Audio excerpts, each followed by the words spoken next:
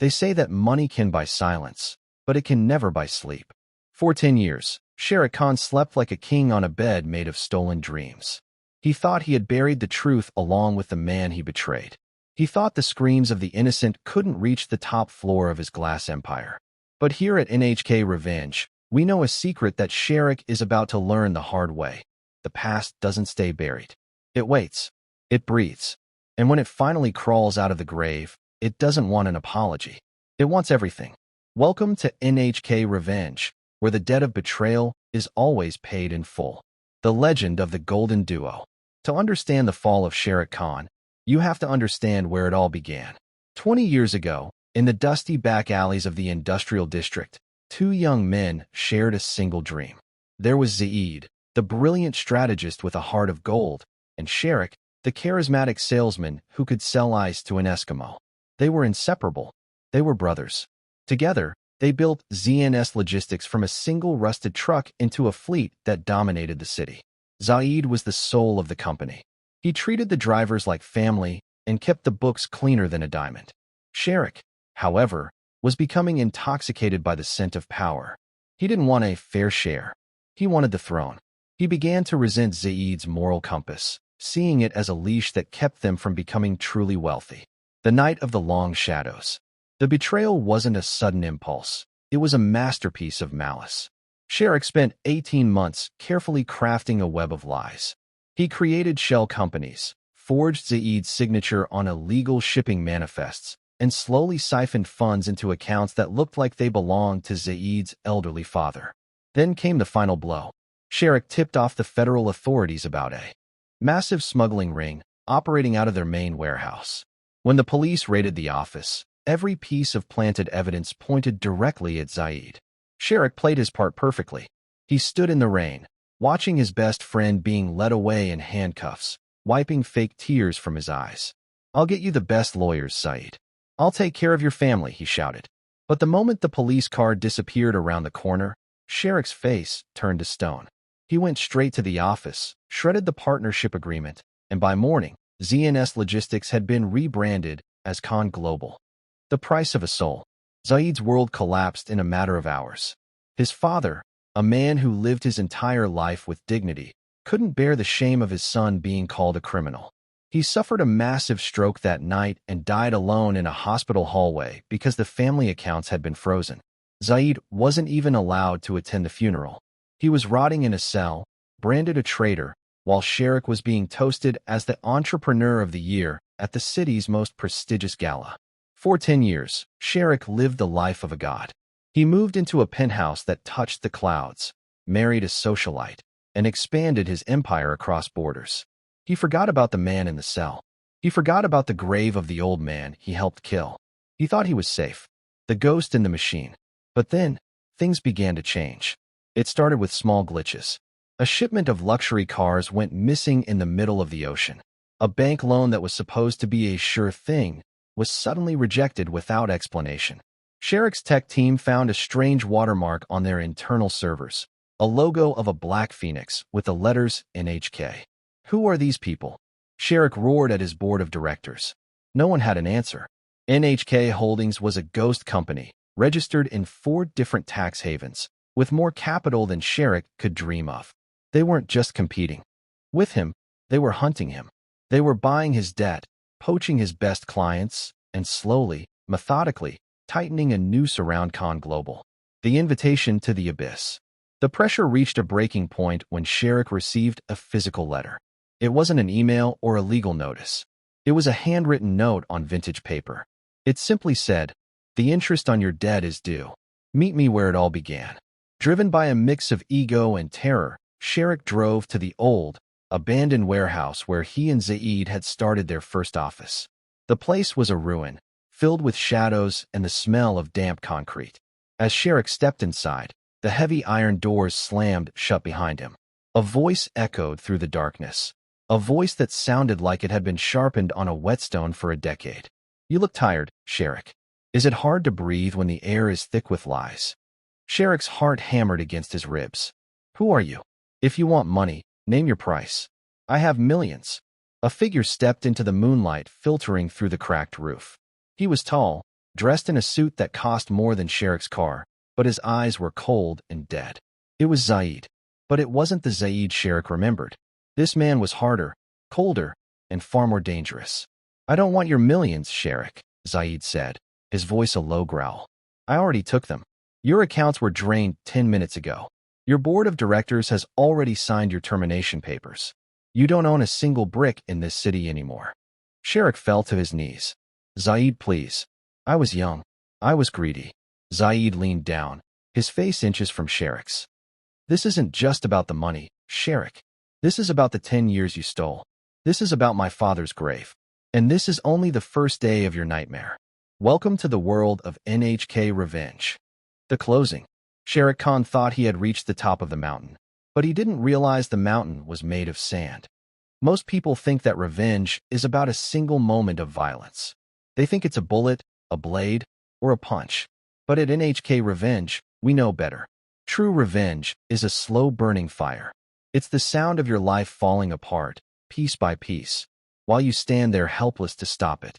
Sherik Khan thought he had faced his worst nightmare when he saw Zaid standing in that warehouse. He was wrong. That was just the introduction. Today, the real lesson begins.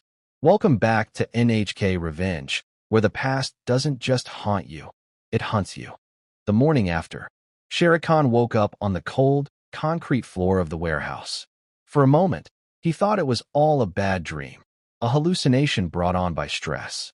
But as he looked at his bruised hands and his empty pockets, the reality hit him like a freight train. Zaid was back. And Zaid wasn't just looking for an apology. He was looking for total annihilation. Sherik rushed back to his penthouse, but his keycard didn't work. He pounded on the door until the building's security arrived. "Mr. Khan, you need to leave," the head of security said, his voice devoid of the respect he had shown for years. "Leave? This is my building. I own this entire block," Sherik screamed. The guard handed him a legal notice. "As of midnight, this property has been seized by NHK Holdings due to a massive breach of contract and unpaid debt. Your personal belongings have been moved to a storage unit in the slums. You are no longer welcome here." The social execution. Sherik was now a man without a home, but he still had his reputation, or so he thought. He tried to call his wife, but her phone was disconnected. He went to his daughter's school to pick her up, only to find out that his wife had already taken her and left the city. A package had been delivered to his wife that morning, a USB drive containing recordings of Sherik's various business dinners, where he bragged about how he had used her family's connections to build his empire and how little he actually cared for her. Zaid didn't just want Sherik to be poor, he wanted him to be unloved. He wanted him to feel the same crushing loneliness that Zaid felt during those long nights in a prison cell. By noon, the news was everywhere. The fall of the Khan Empire was the headline on every financial news site. The forged documents that Sherik had used to frame Zaid 10 years ago were now appearing on the desks of every major news editor, but with one twist. The metadata proved that Sherik was the creator of the files. The hunter was officially being hunted by the law. The psychological trap. Sherik, now desperate and starving, found a cheap motel on the outskirts of the city. He spent his last few dollars on a burner phone and tried to reach out to his old friends, the politicians and judges he had bribed for years. But every time he called, the person on the other end would hang up the moment they heard his voice. One former associate finally spoke. "Don't call here again, Sherik. NHK sent us all a message. Anyone who helps you becomes their next target. You're radioactive." As Sherik sat in the dark motel room, the television flickered on. It wasn't showing a movie. It was a live feed of Sherik's own motel room. He jumped up, looking for a camera, his heart racing. A text message arrived on his burner phone. It was from an unknown number. "Do you like the view, Sherik? It's the same camera model you used to spy on my father's office. I thought you'd appreciate the irony." NHK. The descent into madness. Over the next few days, Zaid played with Sherik like a cat plays with a mouse. Every time Sherik found a place to sleep, the police would arrive on a tip. Every time he tried to buy food, his remaining credit cards, which he thought were hidden, were declined. He was being followed by a black sedan that never got too close but was always visible in his rearview mirror. The psychological pressure was breaking him. He started seeing Zaid's face in every crowd. He started hearing his father's voice in the wind. Zaid was using the NHK protocol, a method of systematic deconstruction. He wasn't just taking Sherik's assets. He was taking his sanity. One evening, Sherik found himself standing on a bridge, looking down at the dark water. He felt like ending it all. But just as he climbed the railing, a voice behind him stopped him cold. "Not yet, Sherik. You don't get the easy way out." It was Zaid. He was standing there, calm and composed, holding a file folder. "I have one last deal for you," Zaid said. "A way to save your daughter's future. You see, I haven't touched her trust fund yet. But if you want it to stay that way, you're going to do exactly what I say."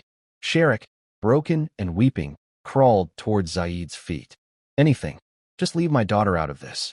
Please." Zaid looked down at him with pure disgust. "You should have thought about daughters 10 years ago when you left mine without a father. Follow me." The final stage of the NHK revenge is about to begin. The closing. The king is now a beggar, and the beggar is now the king. Shere Khan has lost his home, his family, and his mind. But Zaid isn't finished. The debt isn't fully paid until the truth is shouted from the rooftops. What is the final deal Zaid has planned? And what will happen when Sherik is forced to face the people he stepped on to reach the top? The climax of this journey is just around the corner. Make sure you don't miss the final reckoning in part 3. If you're enjoying this story of absolute justice, smash that like button, leave a comment with the word revenge, and subscribe to NHK Revenge. The best is yet to come. Remember, you can run from your past, but you can't outrun NHK. They say the truth will set you free, but for a liar, the truth is a cage with no key. Shere Khan has spent 10 years running, building a palace of gold on a foundation of betrayal. But today, the palace crumbles. Today, the world doesn't just hear the story of his success, they hear the echoes of his crimes. This is the moment where the hunter becomes the trophy. This is the final chapter. Welcome back to NHK Revenge, where the last word is always ours. The deal Zaid offered Sherik wasn't a way out. It was a way in, into the very heart of the city's legal system. Zaid drove Sherik to the city's central square, where the massive digital billboards usually displayed Sherik's face as a visionary leader. "You want to save your daughter's future?" Zaid asked, staring at the screens.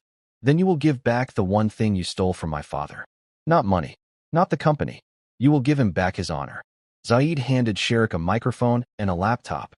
Sherik realized with horror that they were connected to the city's emergency broadcast system and every major news outlet in the country. NHK Revenge had hacked the entire network. "Start talking," Zaid commanded. "And if you miss a single detail, if you hide a single lie, I press delete on your daughter's trust fund, and she spends the rest of her life in the same poverty you left me in." Sherik stood in the middle of the crowded square, people stopping to stare at the broken, disheveled man they once looked up to. His voice trembled as it echoed across the streets. He confessed to everything. He detailed the forged signatures, the bribed officials, and the night he left Zaid's father to die in debt.